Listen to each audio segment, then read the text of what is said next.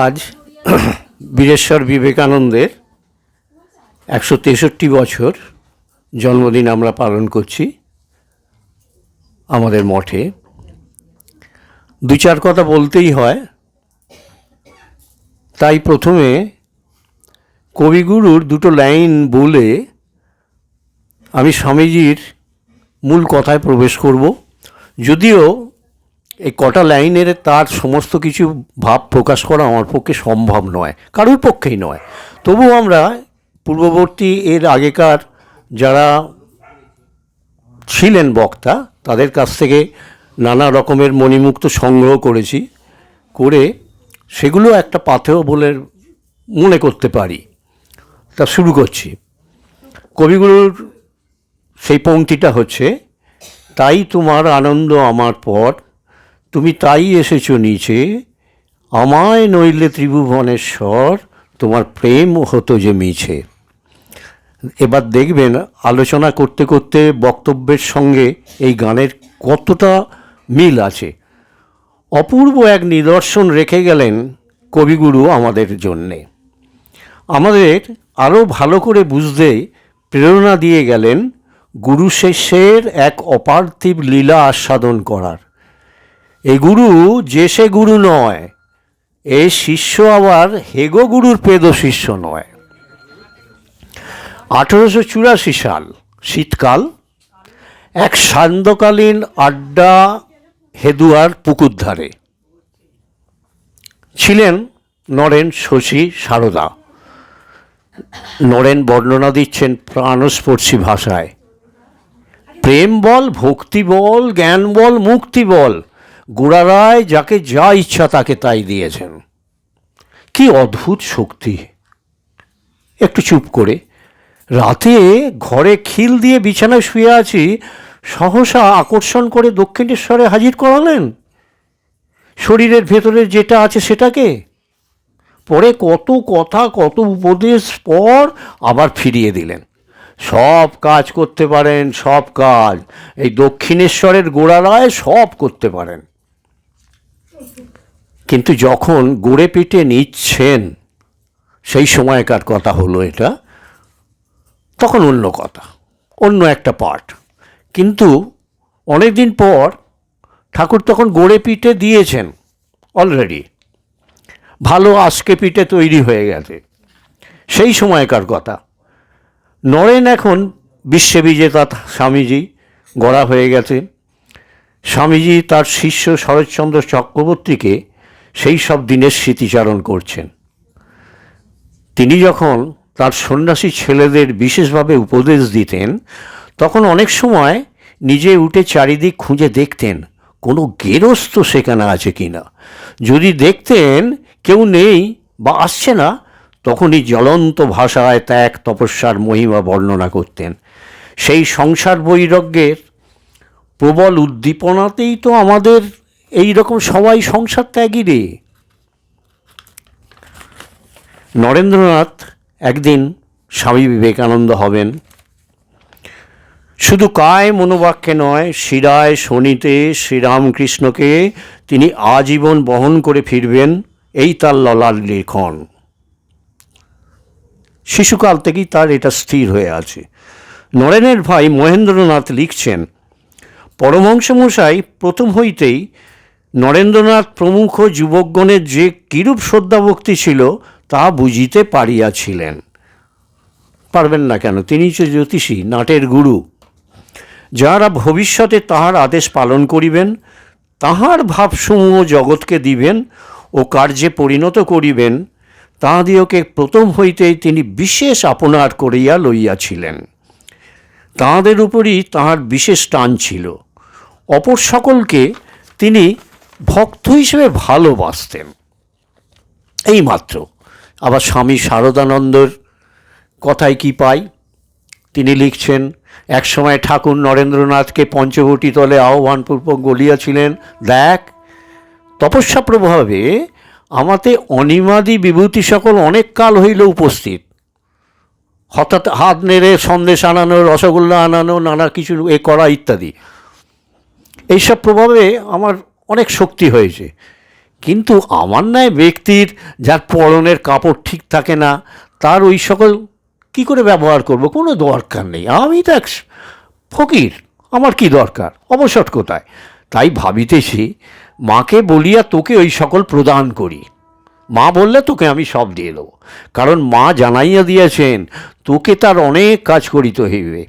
ওই সকল শক্তি তোর ভেতরে সঞ্চারিত হইলে কার্যকালে ওই সকল ব্যবহারে লাগাইতে পারিবি, সবাইকে তাক লাগিয়ে দিবি। কি বল?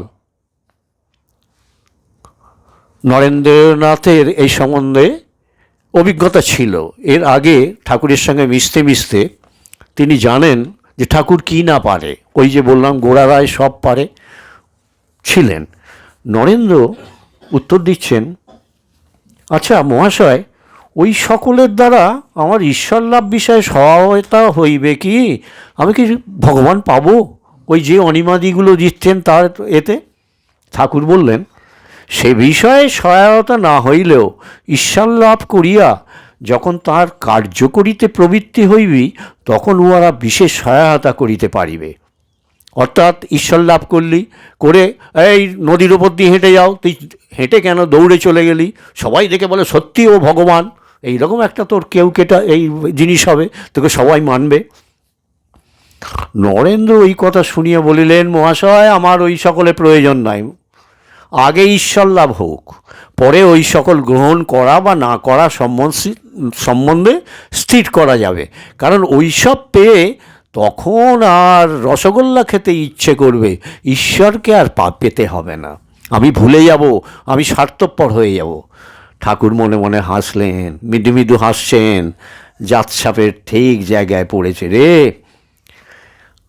আমরা জানি গুরু তিন প্রকার, ঠাকুরেরই কথা, উত্তম গুরু, মধ্যম গুরু, অধম গুরু, তাই তো?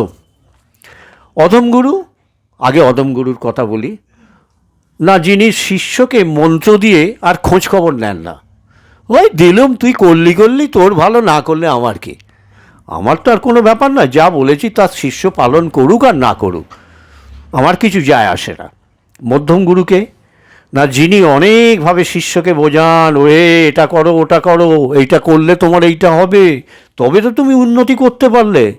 শিষ্য বুঝলো তো ভালোই, আর না হলে এই পর্যন্ত একটু জোর জ্বালা করে আর কি। গুরু আর কিছু চেষ্টা করেন না। আর উত্তম গুরুকে না, যিনি জোর করে শিষ্যকে শিখিয়ে দেন, এইভাবে নিয়মগুলি পালন করো, এতে তোমারও মঙ্গল আমারও। এই উত্তম গুরু জোর করে ঔষধ গিলিয়ে দেন যাতে ভবরোগ সারে। আমাদের ঠাকুরও এই উত্তম গুরু। তিনি জানেন এই নরেনকে দিয়ে অনেক কাজ করাতে হবে, যেটা আমার দ্বারা হবে না। নরেন হবে আগামী কালের, আর আমাকে এখানেই থেমে যেতে হবে, আমার কাজ শেষ হয়ে গেছে।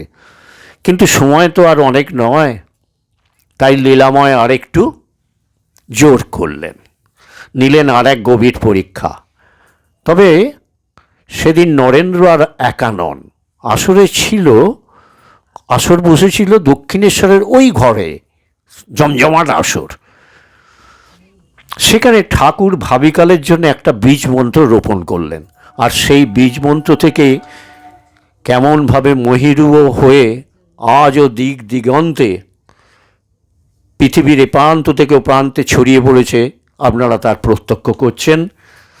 আজ ঘরে ঘরে, মঠে মঠে, সমস্ত জায়গায় সেই বিবেকানন্দের উৎসব পালিত করছি আমরাও তার মধ্যে যত ক্ষুদ্রতম হই তার মধ্যে থেকে একটি।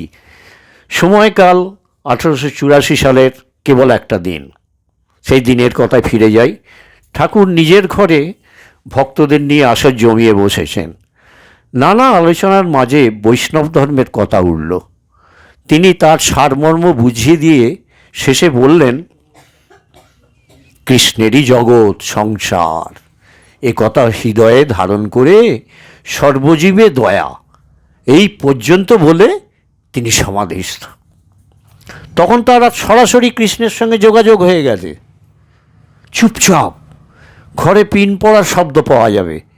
তারপরেই বেরিয়ে এলো ভাবিকালের জন্য প্রেসক্রিপশান, জীবে দয়া, জীবে দয়া, দুঃশালা, কীটানুকীট তুই, জীবকে দয়া করবি?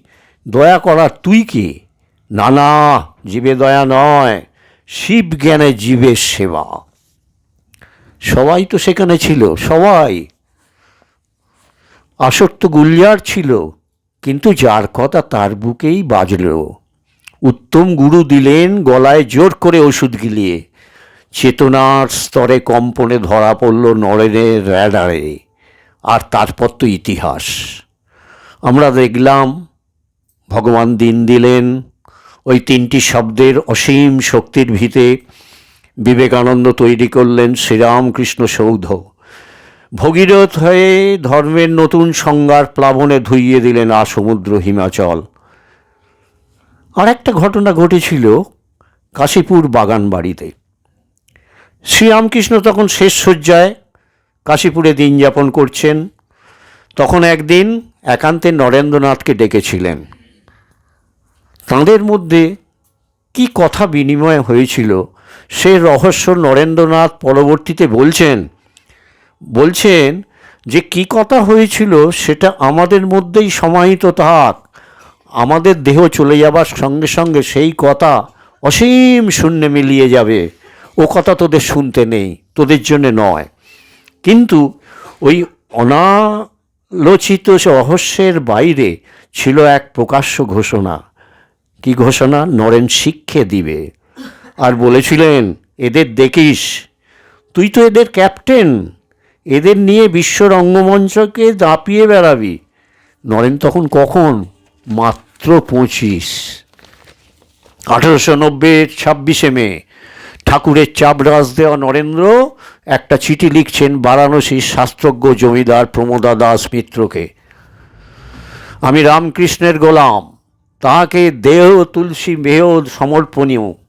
আমার উপর তার নির্দেশ এই যে তার দ্বারা স্থাপিত এই ত্যাগী মণ্ডলীর দাসত্ব আমি করব, এতে যা হওয়ার হবে, এবং স্বর্গ বা নরক বা মুক্তি যাই আসুক নিতে রাজি আছি।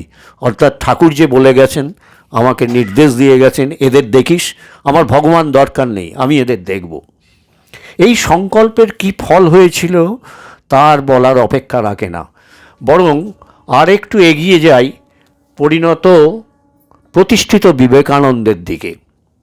1896 নিউ ইয়র্ক ও ইংল্যান্ডে, এই দুই দেশে ভিন্ন সময়ে স্বামীজি ঠাকুরের সম্বন্ধে বেশি কথা বলতেন না, কিন্তু অনেক জেদাজেদির পর মাই মাস্টার বা আমার গুরুদেবের নামে দুটি বক্তৃতা দিয়েছিলেন। তারই একটু ঝলক আপনাদের শোনাই। এক জায়গায় তিনি বলছেন, এই বিশ্বের কোথাও কখনো যদি আমি একটিমাত্র আধ্যাত্মিক শব্দ উচ্চারণ করে থাকি, তার জন্য আমি আমার গুরুদেবের কাছে ঋণী। ভ্রমগুলি শুধুমাত্র আমার নিজের। অন্য ধর্মীয় শিক্ষকেরা সকলেই এক বিশেষ ধর্মের কথা প্রচার করে গেছেন, যা তাঁদের নিজস্ব নামে চিহ্নিত। কিন্তু ঊনবিংশ শতাব্দীর এই মহান শিক্ষক নিজের জন্য কোনো দাবি রেখে যাননি। তিনি কোনো ধর্মের প্রতি বিরূপতা দেখাননি, কারণ তিনি উপলব্ধি করেছিলেন যে প্রকৃতপক্ষে সেগুলি প্রত্যেকেই এক শাশ্বত ও চিরন্তর ধর্মের অবিচ্ছেদ্য অঙ্গ। মাদ্রাজে এক সবাই তিনি বললেন, এটি একটি সাধারণ প্রচলিত কথা হয়ে দাঁড়িয়েছে যে বিগ্রহ পূজা ভ্রান্ত। এই যে আমরা মূর্তি পূজা করি, এটা ভ্রান্ত, এগুলো ভুল। এবং আজকাল প্রত্যেকেই বিনা প্রশ্নে তা মেনেও নিয়েছে। বিগ্রহ পূজার হচ্ছে না, নানা রকম অসঙ্গতি দেখা যাচ্ছে। সেই সময় 1896-93 সালের কথা বলছি। এককালে আমি নিজেও তাই ভাবতাম, আর তারই মাসুল হিসেবে আমি ভাবতাম, ধর মূর্তি পূজা করে কী হবে। আর তারই মাসুল হিসেবে এমন একজন মানুষের পায়ের কাছে বসে আমায় শিক্ষা নিতে হয়েছিল, বিগ্রহের মধ্যে দিয়েই যার অনন্ত উপলব্ধি ঘটেছিল। বিগ্রহের মধ্যে দিয়েই সেই মা ভবতারিণীকে পেয়েই তিনি তো সেই মাকে পেয়েছিলেন, তার অনন্ত উপলব্ধি ঘটেছিল। এর কিছুদিন পরে ওই মাদ্রাজেই এক বক্তৃতায় বললেন, বক্তৃতার বিষয়বস্তু ছিল দি সেজেস অফ ইন্ডিয়া। বললেন, সময় এলো এমন এক মানুষের আবির্ভাবের যার শরীরে একই সঙ্গে মিলবে শঙ্করের উজ্জ্বল বৈদগ্ধ এবং চৈতন্যের অপার অনন্ত হৃদয়।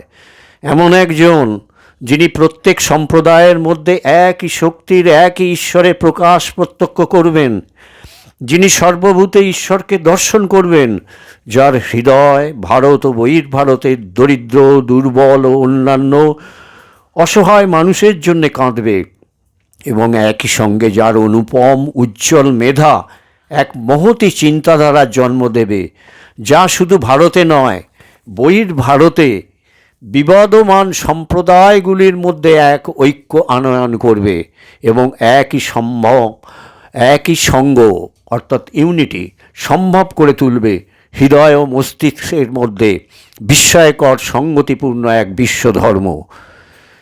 এমনই এক পুরুষের জন্ম নিয়েছিলেন এবং আমার সৌভাগ্য হয়েছিল বছরের পর বছর তার পদপ্রান্তে বসবার। তারপর দেখুন আর এক ছবি। বিশ্বজয়ী বিবেকানন্দ কলকাতায় ফিরেছেন আস্তে আস্তে। মহতী সম্বর্ধনা সভার আয়োজন করা হয়েছে রাধাকান্ত দেবের রাজবাড়িতে। আয়োজকরা ছিলেন তখনকার দিনের বিদ্যা ও বৃত্তের কেউকেটা সব মানুষ, বড় বড়। সেই সময় বিবেকানন্দকে সম্বর্ধনা দেওয়া হবে। আয়োজকরা ছিলেন তখনকার দিনের বিদ্যা ও বৃত্তের কেউকেটা সব মানুষ। সেই সভায় গুরুদেবের কথা বলতে গিয়ে কি বলছেন শুনুন। আমাকে দেখে কখনোই তাঁর অর্থাৎ ঠাকুরের চরিত্রের বিচার করবেন না। সেটি এত মহান যে আমি অথবা তার যে কোনো শিষ্য যদি শত শত জীবনও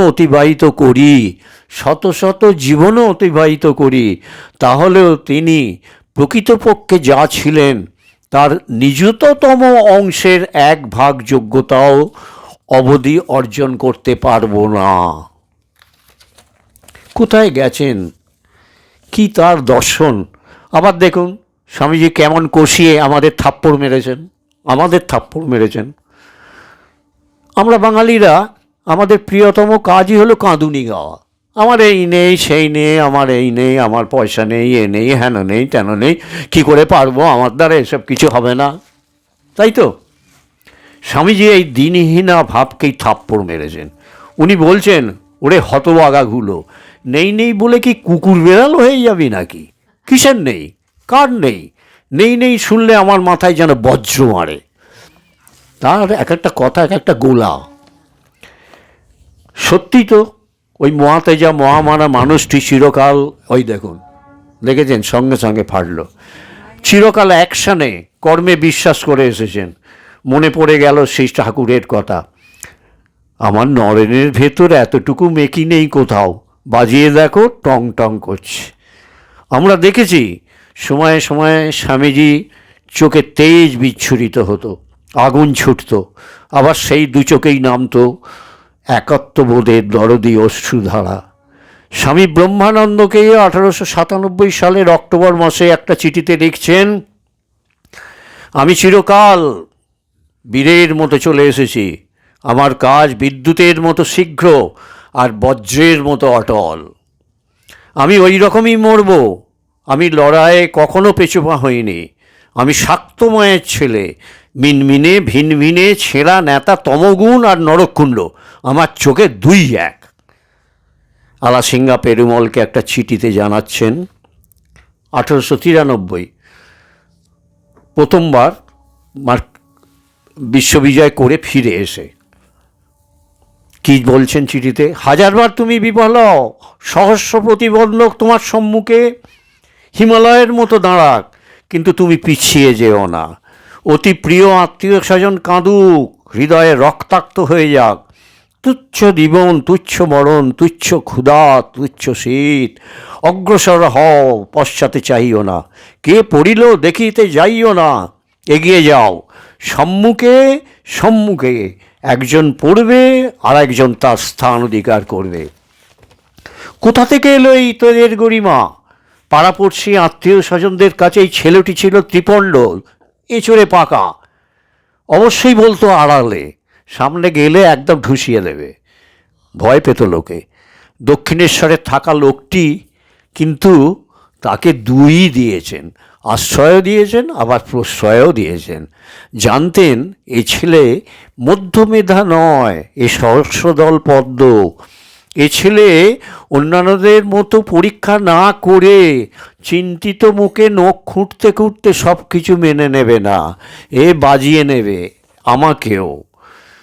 সিন্ধু দেশ থেকে হীরানন্দ এসেছেন। হীরানন্দের কথা আপনারা সবাই জানেন, এখন যেটা আফগানিস্তান। ঠাকুরের একজন গুণগ্রাহী, ঠাকুরের অসুখ শুনে দেখতে এসেছেন কাশীপুরের বাগানে।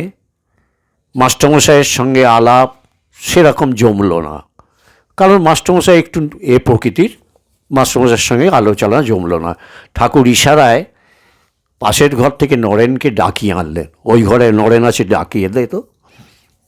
এলেন, ঠাকুর ইশারায় বলল, নাও এর সঙ্গে আলাপ করো। হীরানন্দ ইতস্তত করতে করতে জিজ্ঞাসা করলেন, আচ্ছা ভক্তের দুঃখ কেন? নরেনের উত্তর, the scheme of the universe is devilish, I could have created a better world.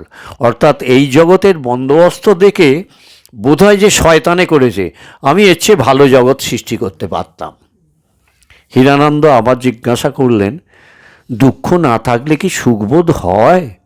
নরেনের প্রত্যুত্তর, I am giving no scheme of the universe but simply my opinion of the present scheme. অর্থাৎ জগৎ কী উপাদানে সৃষ্টি করতে হবে আমি তা বলছি না, আমি বলছি যে বন্দোবস্ত সামনে দেখেছি সে বন্দোবস্ত ভালো নয়। তারপর নরেন্দ্র সুর করে নির্বাক শতকম থেকে আবৃত্তি করে শোনাতে লাগলেন, give me one and I will give you a million. অর্থাৎ আমি যদি এক পাই তাহলে নিযুত কোটি এইসব অনায়াসে করতে পারি। ঠাকুর রোগশয্যা থেকে বলছেন, ওরে যেন খাপখোঁড়া তরোয়াল নিয়ে বেড়াচ্ছে। তার লেখা পত্রাবলী থেকে দু চার কথা। চিঠিগুলো নেয়াত চিঠি চাপাটি নয়, তেজস্ক্রিয় ক্ষমতাধর এক একটা ডিনামাইট। দেখুন কীরকম তেজ। সেই প্রাচ্য পাশ্চাত্য থেকে আমি কটা চিঠি পড়ছি। আরে অমুক এত ভুগছি কেন? এই দিনাহীনা ভাবের জ্বালায়। ব্যামো ফ্যামো সব ছেড়ে ফেলে দিতে বল, 1 ঘন্টার মধ্যে সব ব্যামো ফ্যামো সেরে যাবে। আত্মাতে কি ভ্যামো ধরে নাকি? দূর, ঘন্টাভর বসে ভাবতে বল আমি আত্মা, আমাতে আবার রোগ কি? সব চলে যাবে। দিনাহীনা? কিসের দিনাহীনা? আমি ব্রহ্মময়ীর বেটা। কিসের রোগ, কিসের ভয়, কিসের অভাব? দিনাহীনা ভাবকে কুলোর বাতাস দিয়ে বিদের কর দিঘি, সব মঙ্গল হবে। No negative, all positive. মেয়ে পুরুষের ভেদটা জ্বর মেরে তবে ছাড়ব। দূর কর মেয়ে আর মদ্য, সব আত্মা, কেউ আলাদা নয়। শরীরে এই অভিমান ছেড়ে দাঁড়া, দেখ প্রত্যেক আত্মাতে সেই এক অনন্ত শক্তি। যে যা বলে বলুক, আপনার গোয়ে চলে যাও, দুনিয়া তোমার পায়ের তলায় আসবে, ভাবনা নেই। বলে একে বিশ্বাস কর, ওকে বিশ্বাস কর। বলি প্রথমে নিজেকে বিশ্বাস করো দেখি। Have faith in yourself, all power is in you. বল বল আমি সব করতে পারি। বিবেকানন্দ চাইতেন ভারতের তারুণ্য যৌবন হোক অর্থবহ, ফুপরা নয়। মধ্য মেধা গা এলানো সুবিধেবাদী নয়। লোক দেখানো আচার সর্বস্ব ধর্ম দেখলে গা জ্বলত তার। সেই তেজস্বী বিবেকানন্দ বলতে পেরেছেন, যে ধর্ম বা যে ঈশ্বর বিধবার অশ্রুমোচন করতে পারে না, অথবা অনাথ শিশুর মুখে এক মুঠো খাবার দিতে পারে না, আমি সে ধর্মে বা ঈশ্বরে বিশ্বাস করি না। এই 2025-এ পৌঁছে আমাদের কি মনে হয় না, আহা জ্বলন্ত অঙ্গারের মতো, ক্রস যন্ত্রণার মতো এই বিবেকবাণী তো আজ দরকার। তাতে যদি আমাদের কিঞ্চিৎ হুঁশ ফিরে যাই সেই সময় যখন বিবেকানন্দ তার আমেরিকার দ্বিতীয়বারের জন্য বেদান্ত প্রচারে গেছেন। এই সময় তিনি 50টা বক্তৃতা, আরও 50টার মতো বক্তৃতা ক্লাস করেছিলেন দ্বিতীয়বারের যখন আমেরিকা যান। একদিন এক বক্তৃতা ক্লাসে স্বামীজি তার অনায়াস সাবলীলতায় উপস্থিত শ্রোতাদের এক উচ্চ মার্গে নিয়ে গেছেন। মন্ত্রমুগ্ধ সবাই, পিন্ড অফ সাইলেন্ট। হঠাৎ চুপ মেরে থেমে গেলেন। সামান্য সময় নিয়ে আবেগ ঘন হয়ে বলতে লাগলেন, আমি এমন এক মানুষের শিষ্য যিনি নিজের নামটিও লিখতে পারতেন না, অথচ আমি তার পায়ের জুতো জোড়া খুলে দেওয়ার যোগ্য নই। কতবার যে চেয়েছি আমার এই জ্ঞান বৈদগ্ধ সব গঙ্গার জলে ছুঁড়ে ফেলে দিতে। প্রায় ওই সময় 18ই এপ্রিল 1900 সাল। স্বামীজি জোসেফাইন ম্যাকলাউডকে লিখছেন, আসলে আমি সেই বালক যে এক সময় দক্ষিণেশ্বরের বটগাছের তলায় বসে মুগ্ধ বিস্ময়ে রামকৃষ্ণের অতুলনীয় কথা শুনত। ওইটাই আমার নিজস্ব প্রকৃতি। এই যে কাজ কর্ম মহতি ভূমিকা ইত্যাদি সমস্তই বাহ্য আবরণ। এখন আমি আবার তার কণ্ঠস্বর শুনতে পাচ্ছি, সেই পুরাতন চেনা স্বর যা আমার অন্তরাত্মাকে রোমাঞ্চিত করত। আমার সব বন্ধন ঘুচে যাচ্ছে, ভালোবাসাও অন্তর্হিত, কর্ম বিস্বাদ, জীবনের মোহিনী শক্তি অস্তমিত। শুধুমাত্র গুরুদেবের সেই স্বর শুনতে যাচ্ছি, প্রভু আমি আসছি, আমি আসছি, আমার পরমপ্রিয় প্রভু আমি আসছি। বুঝতে অসুবিধা হয় না ওই চিঠির কিসের ইঙ্গিত। ঠাকুর যে চাপরাস দিয়েছিলেন সেটি শেষ করে প্রভুর চরণে মিলিত হবার ডাকই ছিল সেই চিঠি। ক্যালিফোর্নিয়া ছেড়ে আসার আগে ঘনিষ্ঠজনদের বলেছিলেন, যখন দ্বিতীয়বার চিকাগো সম্মেলনে গেছেন, সেইখান থেকে ফিরে আসছেন, ক্যালিফোর্নিয়া ছেড়ে আসছেন, তিনি বললেন ঘনিষ্ঠজনদের, আপনাদের গোগ্র সাপ কামড়েছে, তার বিষ কাজ করবেই, আর কখনোই আপনারা আর সেই আগের অবস্থায় ফিরে যেতে পারবেন না। আমার গুরুদেব আপনাদের গ্রহণ করেছেন। বিবেকানন্দ প্রসঙ্গ এত সহজে শেষ করা যায় না, তবুও থামতে হবে। তাই থামার আগে সান ফ্রান্সিসকো বেদান্ত সোসাইটির চিঠিটা পড়ে নেওয়া যাক। বিবেকানন্দের স্বামীজির তিরোধানের সংবাদ পেয়ে তাঁরা জানাচ্ছেন তাদের হৃদয়ের শেষ শ্রদ্ধা বেলুড় মঠে স্বামীজির গুরু ভাইদের একটা চিঠিতে। তারা লিখছেন, আমাদের প্রিয়জন তাঁরই অনুগমন করেছেন, যার জন্য তার প্রিয় সম্বোধন ছিল আমার গুরুদেব। এর আগে কখনো মানুষ তার ভালোবাসার জন সম্বন্ধে এর চেয়ে মিষ্টতর কোনো শব্দ রচনা করেনি। ঠিক যেমন তিনি তার গুরুদেবকে ভালোবাসতেন ও শ্রদ্ধা করতেন, তেমনি আমরা ভালোবাসবো, স্মরণ করব তার পবিত্র স্মৃতি। তার আত্মা তার গুরুদেবের আত্মারই জুড়ি ছিল, যিনি ছিলেন প্রাচীন ও নবীন সকল ধর্মের অন্তর্নিহিত সমগ্র দর্শনের প্রতিনিধি স্বরূপ। বিবেকানন্দ এসেছিলেন তৎকালীন তমগুণে জর্জরিত ভারতবর্ষকে প্রথমে রজগুণে নিয়ে যেতে। তাই ওই অত গরম গরম বক্তৃতা। আমাদের মনে হতে পারে ঠাকুর ওই অত সুন্দর সুন্দর কথা বলে গেলেন, আর বিবেকানন্দ এত টানা ব্যাকা কেন?